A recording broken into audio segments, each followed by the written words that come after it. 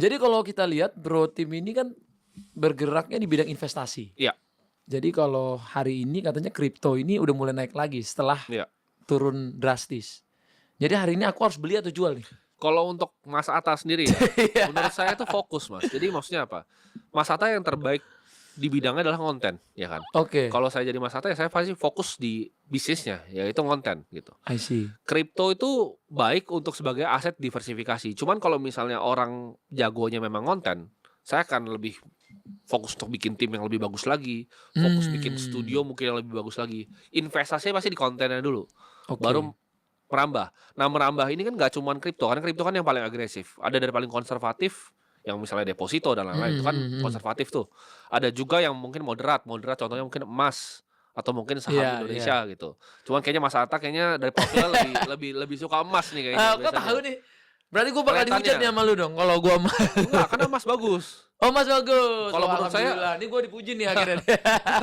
menurut saya emas itu investasi yang bagus karena kan rupiah kita dicetak terus, Mas. Oke. Emas itu jumlahnya fix, ya walaupun tiap tahun ada inflasinya juga karena kan ditambang ya, makin Iya, banyak iya. sekitar 1-2%, cuman nggak sejauh rupiah atau dolar gitu. Betul, betul. Jadi akan selalu menang, emas sama rupiah sama dolar tuh sampai kapanpun akan selalu At menang. least kan emas itu dari Tuhan ya. Jadi Iya, harus digali, nggak bisa dicetak. betul, harus Dan digali. dan kalau aku lihat sekarang pembelian di bank juga emas itu dibatasi, Mas. Ya, Jadi mungkin di tahun-tahun kemarin itu emas tuh masih bebas dibeli. Lu mau ya, beli 100 gram, sekilo, 2 kilo masih bisa. Habis itu mulai masuk ke awal tahun, itu ya, emasnya udah dibatasin seorang cuma boleh 100 gram. ya, Kalau kredit juga cuma boleh 100 gram. betul. Sekarang udah dibatasin lagi. Kemarin tuh cuma boleh beli 25 juta per hari. Oke, Sekarang tadi aku lihat 2 minggu terakhir cuma 2 juta per hari boleh beli oke, emas. Berarti kan di nih limit. stoknya udah habis nih, Udah menipis ya udah kan. menipis. Karena biasanya yang punya barang-barang kayak gini kan paling yang besar tuh pegadaian-pegadaian kan biasanya yang punya Betul, besar, betul. mereka mau hold barangnya kenapa? Karena harganya naik gitu kan. Mhm.